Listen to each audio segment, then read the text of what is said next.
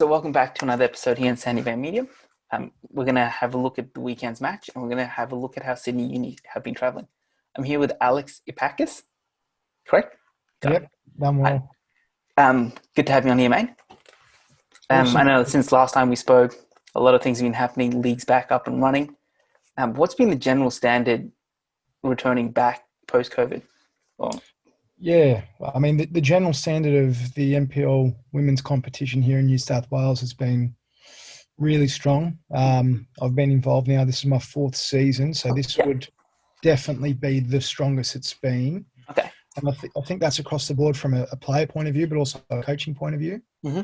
So we're finding the preparation and the detail from a coaching point of view to be a lot more in depth this year because teams are starting to become more organised and more tactically aware. Yep. So, yeah, it means that we've got to do a little bit more homework, and I'm really enjoying the experience. And I know the players are really enjoying it as well because they're playing quality matches most weeks. And, yeah, it's a good preparation for W League.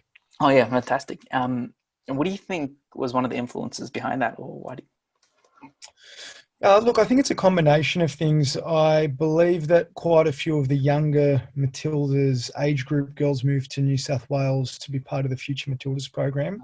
Okay. Yep. And that's a training program, how I understand it, but yet they can go and play games on the weekends for their clubs. Okay. Clubs. Yep. So that's added a lot of really good, talented players to the competition. Mm-hmm. And I just think in general, the players are getting better through better coaching, and that's across the board. You know, as I said, there's some really good coaches in the competition this year. Yep. And they're putting together some really well organised and drilled teams. That's fantastic here. It just pushes everyone, and that.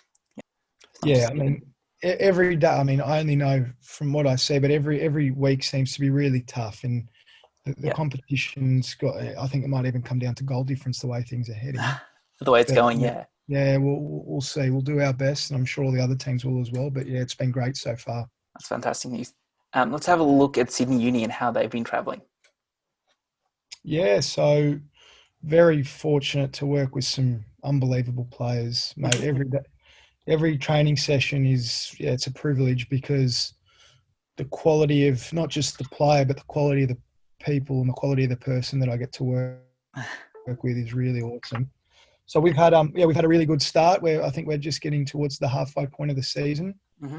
And I said to the girls just the other night, we're in a really good position now to mount an attack for the second half of the season. Yep. And we're really confident in what we're doing and how we're doing it, and hopefully we've got something to show for it at the end. Definitely. So just having a look at the first couple of games, you've gone, 5 wins from 6 matches and a draw. Yep. Can you just really quickly summarize some of those games, or just the overall? Yeah, look, I think from round 1, I said to the team that due to COVID, we actually don't know how the season will last. Yeah. No, it's planned to be 12 fixtures plus grand final. Mm-hmm. But, you know, at any moment something could happen where it's all turned off. And I said to the girls and put a challenge towards them, let's treat every training session and every game like it's our last as a group. Yeah. So that was sort of the motivation at the start of the season. And I think, you know, a lot of girls, we're very, as I said, we're very blessed at Sydeny Uni to have a really big squad of quality players. Yeah. So every week, you know, from an internal point of view, players are fighting for positions. That's it. And then come game day, mm-hmm. you know, I'm really confident that the team that's selected have done enough to do what's needed to get the result on the weekend. So while every game's been tough in their own right, yep. I just think we've had some challenging moments, but the players are so well prepared and so driven to do well for the team that we find a way to win. So, you know, an example would be against Arpia 2 or 3 weeks ago. I thought we're coming up against a really good team, really well coached team with some excellent players. Yep. And it came down to just a few individual moments of magic. There was an unbelievable free kick and a few other things that went our way to get that result. Mm-hmm. But on another day, you know, it could have gone a different way. Same on the weekend that just passed against Manly, who looked really good. You know, we scored a lucky goal. And, you know, some of these, in short seasons where every point matters and every goal matters, it might come down to moments like this. But every game's been really, really tough, and it's come down to decisive moments from decisive players. Yeah. And just having a look at the table, you can definitely see it. It's very tight at the top end, even on goal difference outside of. Yeah, and it and just shows where everyone's at. And I think, as I said, we're halfway through, so maybe the next couple of weeks things might start to separate if certain results go certain ways. But look, we've just got to respect the table and respect the competition and see how we go about it. That's it. And I know you just mentioned having such a large squad. I know just you've had a few injuries and you've had players come back from injuries. How's that been to manage as a coach, having such a high caliber of players? Yeah, look, coaching's an interesting art because on one hand you're trying to manage the team to get results, Yeah. and then on the other hand you're trying to manage players to improve and also work them back if they've come back from an injury. Yeah. So that's always an interesting mix, and you want to do the best thing for the player, but also maintain the momentum for the team.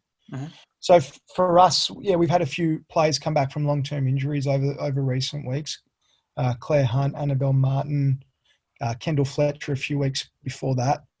And it's a matter of working with the support staff to ascertain from the physio and the S&C where they think the player's at. It's important to take on board what the player thinks and where they think they're at. And then it's just an integration process back into the team. But, players returning is something, especially from a serious injury, that's an accomplishment. And I try, and I know the team tries as much as possible to acknowledge that, because when you come back from a serious injury, it just doesn't happen. There is a lot of work that goes on behind the scenes. Oh, yes. And yeah, and the girls need to be acknowledged for that because they do so well to come back. That's it, mate. I think that's the right mindset. It's not a just jump back on the park after a couple of weeks out. There's a lot. Listen, yeah. So speaking of games coming up, big match on the weekend. Yeah. So we've got Blacktown Spartans this weekend, and they're travelling really well, and they've picked up some amazing players in the off season, and they're on a good run. Yeah. So we've had a thorough look at how they go about playing and some of their structures, and we'll put that detail to the team throughout the week. And we're preparing for that game on Sunday like it's another must-win game. I think the girls are excited for the opportunity. We'll see what happens on the day. And speaking with Bradley last week, I think it's a similar mindset across both coaches, both camps. Yeah. Look, they've got some really good players. So I'm just awesome to see how my girls react to the test. I think that's what it is. It's about testing the players, and hopefully we've done enough during the weekend to come through. That's it. And credit to Blacktown. They seem to be on a really good run, so it should be good on the weekend. Yeah, entertaining match. As a spectator, as a third party, it's going to be a brilliant match to watch. Yeah. Obviously, without going into too much detail, what's your message to the players leading into the game? Well, the big talk during the week is always on. There's a lot of stress from players about getting to the starting team and then being the first grade squad. So the message throughout the week is the same as every week, and that's we have to take every training session like it's a trial. The players can't afford to have too many off sessions. Yeah. So the message is, if we do what we do well enough, we'll be fine. So we look at some certain key aspects of what players do with and without the ball. Yep. And then it comes down, to execution.